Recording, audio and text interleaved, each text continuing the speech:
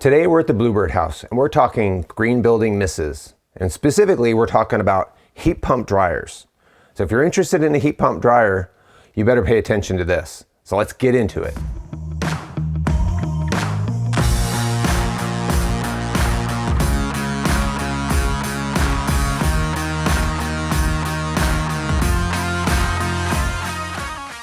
So a heat pump dryer functions much like a heat pump for water heating or a heat pump for air conditioning and heating and cooling, in that you have a motor or a compressor that compresses a gas. And when it compresses that gas, it heats that gas up. Now it takes heat from outside the house or inside the house and moves it. So it's not like a fuel in that it's burning. It's actually taking heat from one area, compressing it and moving it into another area where that heat does some work.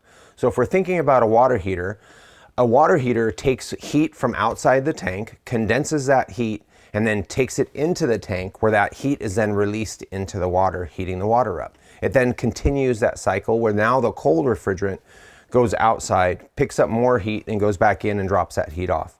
In a heat pump dryer, we have that same mechanism going on where we're taking heat from outside the dryer drum and we're condensing it and moving it into the dryer drum itself, where it then heats up the air, which then vaporizes the water. That water is then, an air-laden water, is then taken and passed over the cold condenser. Now the condenser is the portion of an air conditioner that you see outside.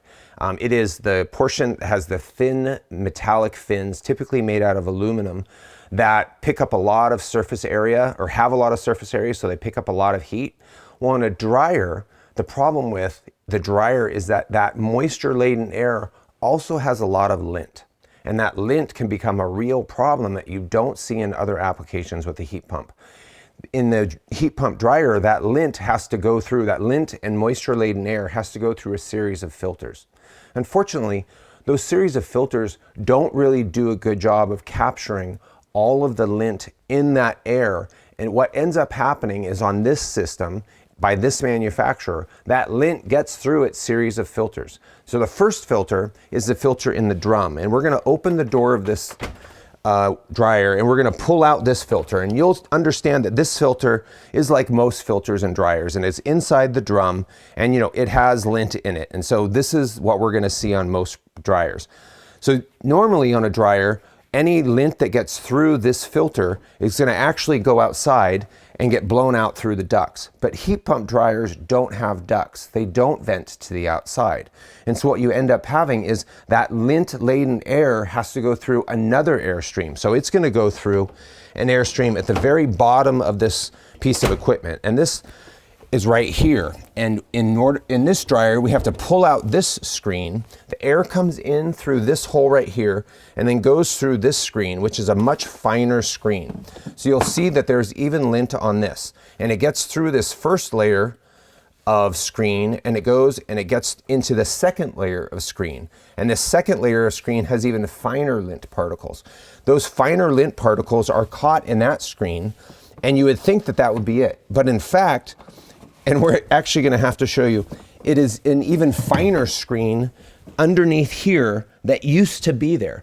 And that screen would catch additional lint particles, and there would still be lint particles getting past that screen. And those lint particles actually condensed on the moist fins of the condenser. They actually formed this kind of like concrete. And when we started really noticing the performance of this dryer going down, we went through that first screen, the third screen that I mentioned, and that third screen was solid of lint. So there was almost no air getting through that. And we were supposed to vacuum that, and we vacuumed it, but it cleaned that screen, but I noticed behind it what looked like an entire another level of lint.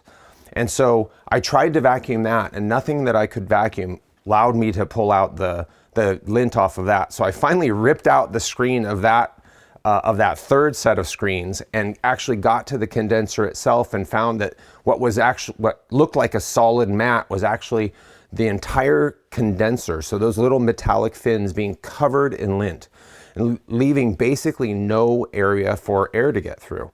That dramatically reduced the performance of the dryer. So I actually had to pull the lint off of that physically with a comb. I tried to blow it off with water. I mean, it was basically impossible. The performance increased some for a time, but then it got bad again.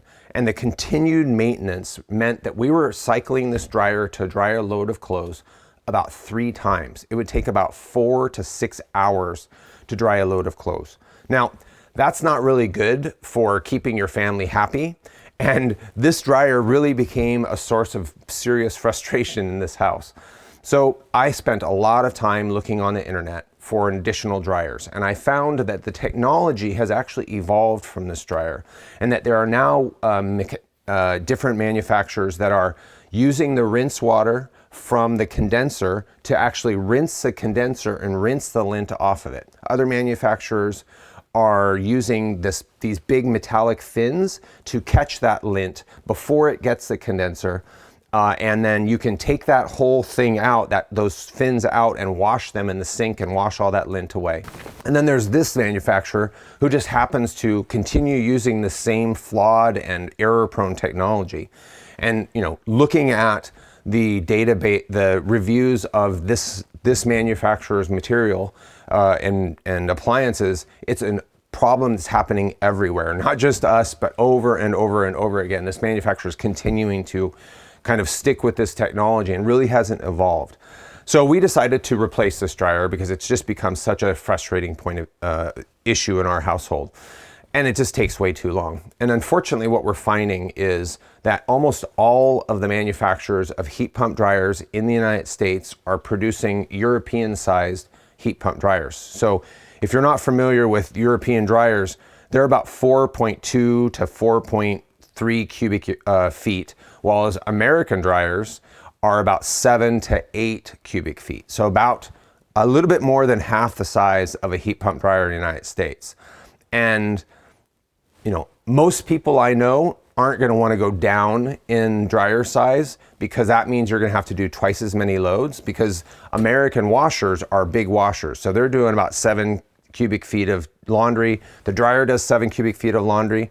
Now imagine having to tell, whoever's doing the laundry that you're going to have to do twice as many loads for every load of washing machine. And so what we did was we looked all over, and we couldn't find any manufacturers besides this one that were producing a cleanable kind of source of this heat pump dryer that would not require constant management and constant cleaning.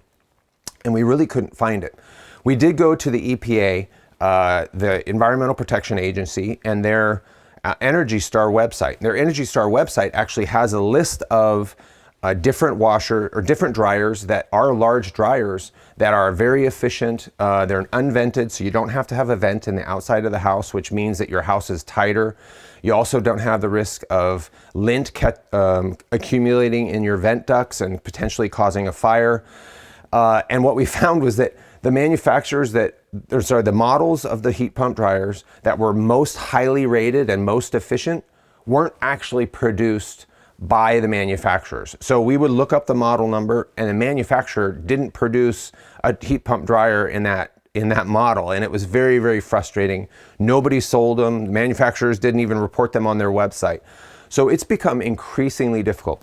Now, the reason that this heat pump dryer is here in the middle of what is a very small laundry room is because it's getting replaced with, unfortunately, an electrical resistance dryer, because we couldn't find a dryer that was the size that we needed, that wasn't by this manufacturer, that would be a heat pump dryer. So we're actually using more energy to achieve a function that we were hoping the heat pump dryer technology would achieve. And unfortunately, it didn't. And I think that's really important about the green building movement. Is I try really, really hard to be a good steward of the environment and to make careful choices.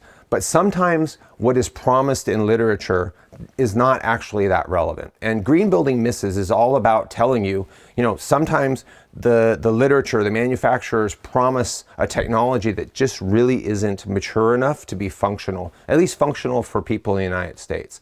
So we're going to be touching upon these events and touching upon these things.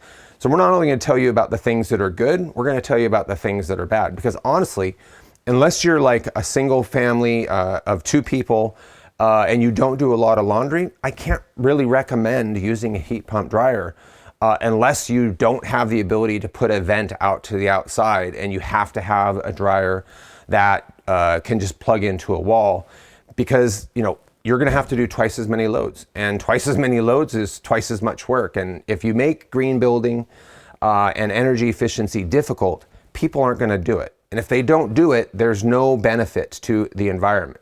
So part of what makes our job difficult is we have to recommend things that make sense, that people can use, that people aren't going to get frustrated with, like doing twice as much laundry. We're going to make sure that when we make a recommendation, we're not using manufacturer, we're recommending a technology, so that you can then trust in that, because we're not being paid by somebody. And that technology will work. We've known it will work, we've used it ourselves, and it will be functional. If you're interested in learning more about green building, about bad appliances, or about following our projects, please hit the subscribe, and as we show you how to build a better way.